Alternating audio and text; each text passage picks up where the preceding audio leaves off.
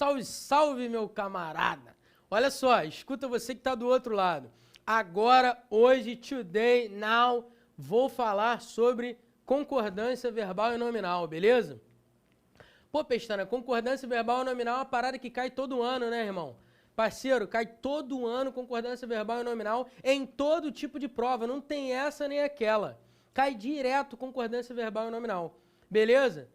Principalmente naquelas últimas questões da prova da ESAF, principalmente nas últimas questões de FCC e distribuída pela prova em outras provas, de outras bancas, de outros concursos.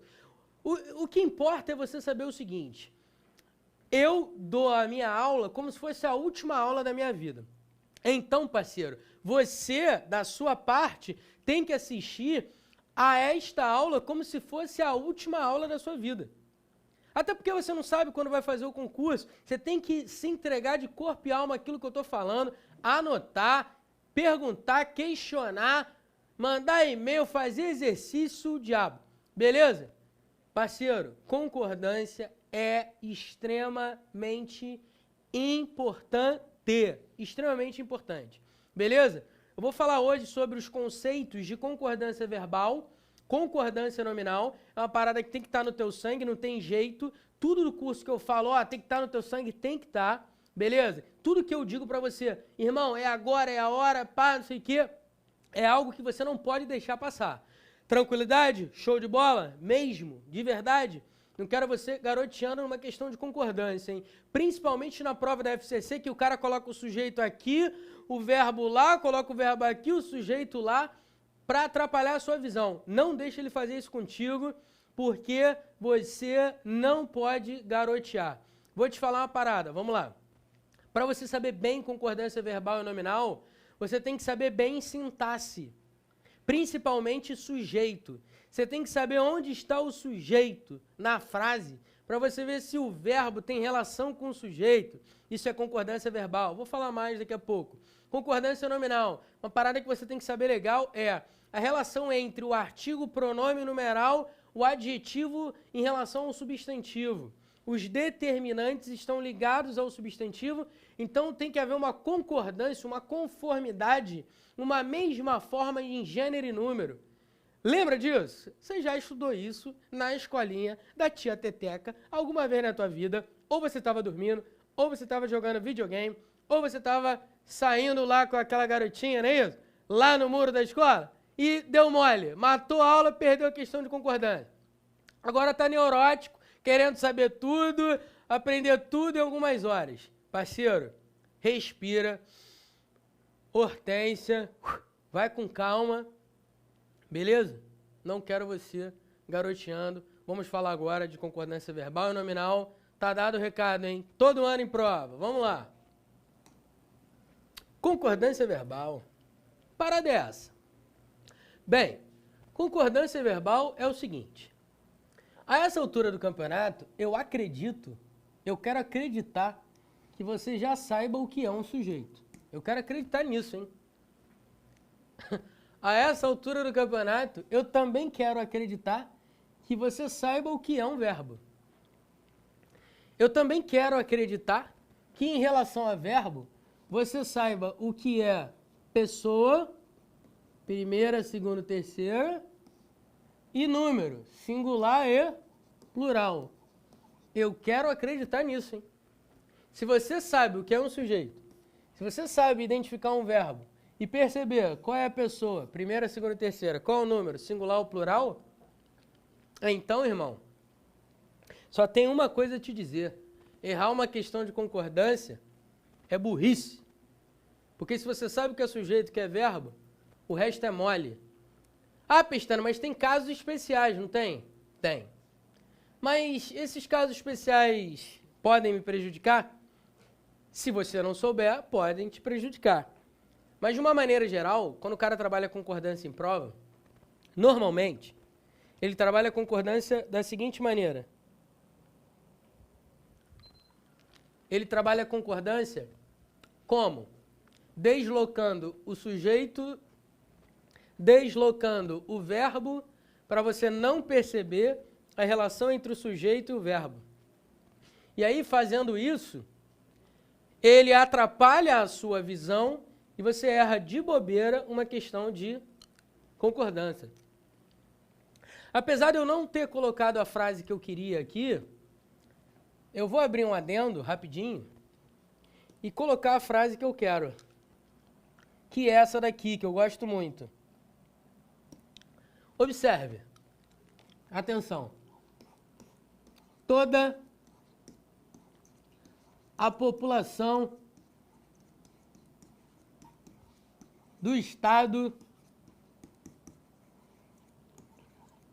do Rio de Janeiro ontem à noite, enfim, decidiram protestar contra o abuso nos impostos.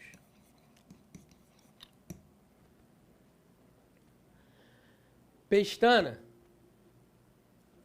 você quer que eu ache o sujeito? Eu quero não. Eu estou obrigando você a achar o sujeito. Porque se você não achar o sujeito, vai errar uma questão de concordância. Aqui está o sujeito. Toda a população do estado do Rio de Janeiro. Agora acha o verbo. O verbo, Pestana, está em forma de locução verbal. Decidiram protestar. Muito bem, garoto. Muito bem. Observe que o verbo auxiliar da locução verbal está no plural. Vou dizer mais, está na terceira pessoa do plural. É ou não é? Aí eu te pergunto, olha para mim. O que é concordância verbal? Definição. Concordância verbal é a relação entre o verbo e o seu sujeito, em que o verbo concorda, se apresenta da mesma maneira, da mesma forma que o sujeito, em número e pessoa. Concordância verbal. O verbo concorda em número e pessoa com o sujeito. Exemplo. Eu posso chegar para você e falar assim? Aí, eles devem me ajudar na questão. Eles devem falar, eu até posso, mas eu estou falando de acordo com a norma culta? Não. Posso escrever assim? Escrever eu até posso, mas eu estou escrevendo de acordo com a norma culta? Não. Na prova o cara não testa o seu conhecimento de norma culta? Sim. Então você pode escrever assim? Não. Olha para essa frase de novo. Toda a população do estado do Rio de Janeiro, ontem à noite, enfim, decidiram protestar contra o abuso nos impostos. O verbo está no plural, na terceira pessoa. O problema, parceiro, é que o núcleo do sujeito, população, está na terceira pessoa do singular. Se está na terceira pessoa do singular, o verbo pode ficar no plural? Jamais. Eu posso escrever assim? Jamais. Toda a população do estado do Rio de Janeiro, ontem à noite, enfim, decidiu protestar. Por que o verbo tem que ficar no singular? O verbo auxiliar da locução verbal tem que ficar no singular. Porque o núcleo do sujeito está no singular, terceira pessoa do singular. Então a frase vai ficar como? Olha para mim de novo. Fechando o caixão. Toda a população do estado do Rio de Janeiro, uma pancada de gente, um montão de gente. Aí você joga o verbo no plural por quê? Porque a ideia é de um montão de gente. Então toda a população do estado decidiram. Toda a população do estado do Rio de Janeiro decidiu. Porque o verbo concorda em número e pessoa com o núcleo do sujeito. O núcleo do sujeito, parceiro, está no singular, população. Então o verbo vai ficar como? Singular. Cuidado. Cuidado, hein? Vamos lá. Observe essa primeira frase aqui.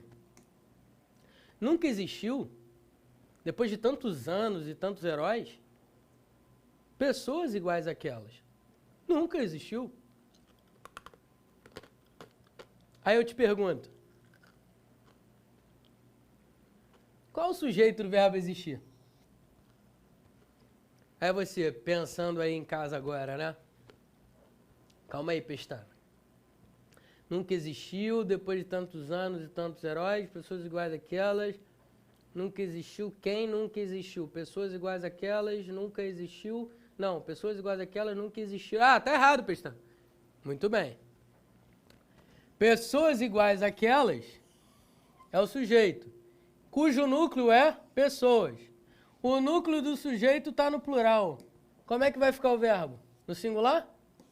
Tá maluco, rapaz? O verbo vai ficar no plural, irmão. Pessoas iguais àquelas nunca existiram. Caraca, Pestana, como é que eu não vi isso? Sabe por que você não viu? Porque o cara pegou o sujeito e jogou lá na frente. Quando ele pegou o sujeito e jogou lá na frente, ele atrapalhou a sua visão. Não satisfeito, ele colocou uma expressão intercalada, entre vírgulas. Mais uma vez, ele atrapalhou a sua visão. Quando ele atrapalhou a sua visão, você não viu a concordância verbal. Se você não se deu conta da concordância do verbo com o núcleo do sujeito, você errou. Mas se você percebeu que o sujeito vem depois e que vem uma expressão intercalada e o verbo tem que ficar no plural, parceiro, palmas para você. Próxima frase. Aquele ilustre presidente dos Estados Unidos da América, por mais que outros tenham obtido sucesso, dificilmente serão superados. Ah, Pestana, esse aqui tá tranquilo, pô. Dificilmente serão superados, está falando desses outros presidentes. Outros está no plural, então o verbo tem que ficar no plural, pô. Serão, plural, plural. Olha para mim. Se você pensou assim, sinta um tapa gostoso na tua lata, esquentando o teu rosto. Parceiro, pelo amor de Deus, não erre uma questão dessa na prova. Vem comigo. Aquele ilustre presidente dos Estados Unidos, da América, dificilmente será superado. Quem será superado? Aquele ilustre presidente dos Estados Unidos da América. Tudo isso é o sujeito, não é? O núcleo do sujeito. Presidente. Tá no singular, não tá? Parceiro, se presidente está no singular, fala pra mim, não me deixa carente não, vai. Se o núcleo do sujeito está no singular, o verbo tem que ficar como?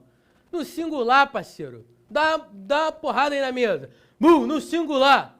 Isso, garoto. Show de bola. Então, parceiro, núcleo do sujeito singular, verbo como? Plural? Jamais serão. Vai ficar como? No singular. Onde é que eu vou botar isso? Vem aqui, ó. Caraca, por falta de espaço vai ter que ficar aqui mesmo, hein?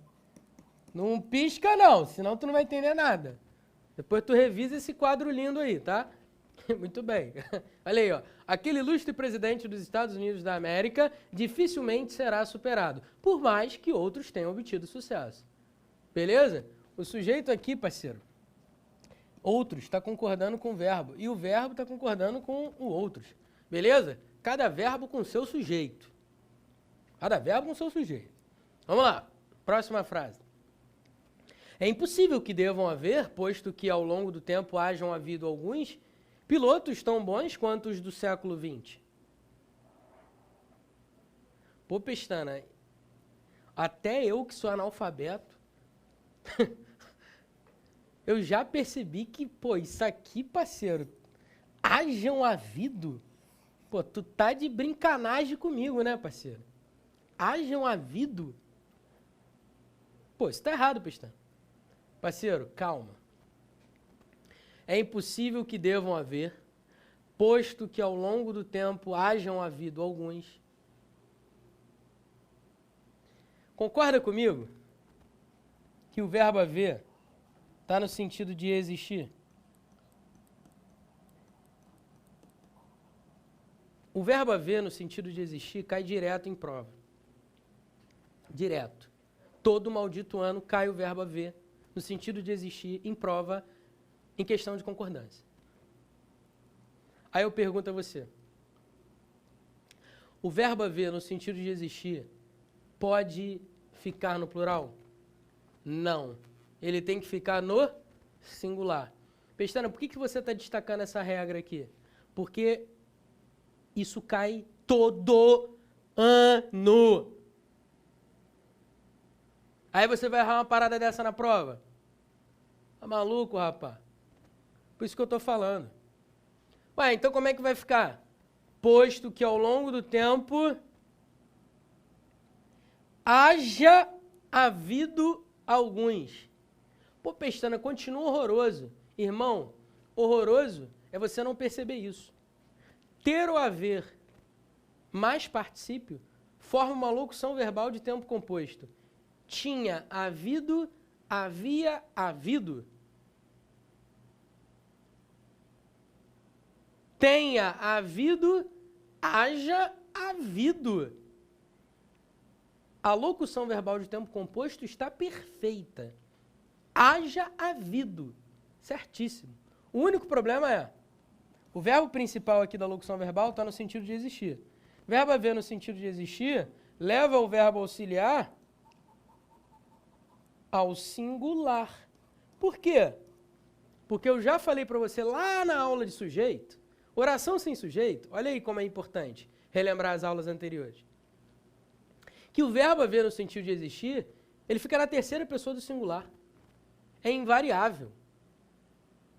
Terceira pessoa do singular. Oração sem sujeito, verbo impessoal. E eu vou dizer mais, aqui em cima acontece a mesma coisa, vê se não. É impossível que devam haver pilotos tão bons quanto os do século XX. É impossível que devam existir. Concorda comigo que o verbo haver está no sentido de existir? Então, o verbo auxiliar da locução verbal vai ficar como? No singular. Pestana, recapitulando. Verbo haver no sentido de existir, por mais que ele faça parte de uma locução verbal, tudo fica no singular? Isso. Ah, então a frase vai ficar assim. É impossível que deva haver, posto que ao longo do tempo haja havido alguns pilotos tão bons quanto os do século XX. Exatamente, parceiro. É exatamente isso. Verbo haver no sentido de existir fica no singular, ele não tem sujeito. Terceira pessoa do singular, não me erre isso na prova, pelo amor de Deus. Beleza, irmão? Tranquilo? Dado o recado, concordância verbal, isso foi só um pano de fundo, só para a gente entender o conceito básico de concordância verbal. É óbvio que eu tenho muito mais a falar de concordância verbal, mas hoje não é o momento, porque eu quero trabalhar apenas os conceitos gerais de concordância verbal e concordância nominal. Até agora, tudo bem? Posso contar contigo que você está entendendo tudo? Então, passemos para a concordância nominal. O que seria concordância nominal, Pestana? Parceiro, raciocina comigo. Se a concordância verbal significa que o verbo ele fica da mesma forma que o núcleo do sujeito, ou seja, se o núcleo do sujeito, por exemplo, é nós, o verbo vai ficar como? Na primeira pessoa do plural, não é isso? Concordando em número e pessoa, né? Ok. E na concordância nominal? Concordância nominal é essa a brincadeira que eu vou falar agora. Acompanha comigo. Isso é o conceito geral, tá, galera? Pelo amor de Deus. Existem detalhes em cima disso que eu vou falar na aula que vem. Mas vamos lá. Concordância nominal. Artigo, numeral, adjetivo, pronome. Se estas palavras ou classes de palavras estiverem ligadas a um substantivo, estas palavras, artigo, numeral, adjetivo e pronome, vão ter que concordar em gênero e número. Isso significa o quê? Significa algo muito simples. Vamos pegar um substantivo qualquer? Vamos? Então vamos lá. O substantivo é dinheiro. Uma parada que ninguém gosta. Dinheiro. Vamos lá. Se eu tiver que colocar o artigo antes da palavra dinheiro, qual vai ser o artigo? A dinheiro? As dinheiro? Eu gosto das dinheiro. Eu gosto da dinheiro. Eu gosto dos dinheiro. E aí, parceiro? Pô, Pestana, eu gosto do dinheiro. Ah, então você está querendo dizer para mim que o artigo tem que ficar no masculino singular? Porque o substantivo está no masculino singular? É exatamente isso. Você não fala gosto da dinheiro, eu gosto do dinheiro. O artigo vai ficar no masculino singular porque dinheiro está no masculino singular. Então isso significa o quê? Significa que o artigo concorda em gênero e número com o substantivo. Pô, já entendi a manha. Então o numeral é a mesma coisa. Pô. Eu recebi meu primeiro dinheiro. Você não vai dizer eu recebi meu primeiro dinheiro. Eu recebi meu primeiros dinheiro. Eu recebi meu primeiras dinheiro. Porra, você não vai falar assim, cara. Por que você não vai falar? Primeiro que ninguém fala assim. Tu falar assim vai ser zoado, né? Só pra começar a brincadeira. O nego vai te zoar. Agora, segundo, você não fala assim por causa de um princípio da língua que se chama concordância nominal. O que é isso? O artigo, o numeral, o adjetivo e o pronome se ligam ao substantivo. Quando eles se ligam ao substantivo, eles têm que concordar em gênero e número. Se dinheiro está no masculino singular, o numeral vai ficar como? Masculino singular. O mesmo vale para o adjetivo, obviamente. O mesmo vale para o adjetivo. Exemplo. Dinheiro cheiroso. Dinheiro cheiroso. Aquele dinheiro que acaba de sair da máquina lá do caixa eletrônico, novinho, o cara acabou de trazer da Casa da Moeda, aquele cheirinho bom, né? Aquela notinha durinha ainda, não é isso? Dinheiro cheiroso. Por que não é dinheiro cheirosa? Dinheiro cheirosas. Dinheiro cheirosos. Por que não? Por que não? Muito simples. O adjetivo concorda em gênero e número com o substantivo. Se o substantivo está no masculino singular e o adjetivo tem que concordar em gênero e número, o adjetivo vai ficar como? No masculino singular. Substantivo, masculino singular. Adjetivo, concordando com ele em gênero e número, masculino singular. Isso é concordância nominal. É quando o artigo, o numeral, o adjetivo e o pronome se ligam a um substantivo concordando em gênero e número. Beleza? Para fechar o caixão, vamos lá. Dinheiro nenhum. Dinheiro nenhum. Por que eu não falo dinheiro nenhuma? Ah, eu não tenho dinheiro nenhuma. Ah, eu não tenho dinheiro nenhuns. Ah, eu não tenho dinheiro nenhumas. Muito simples. O pronome tem que concordar em gênero e número com o substantivo, ficando no masculino singular. Qual é o nome que eu dou a isso?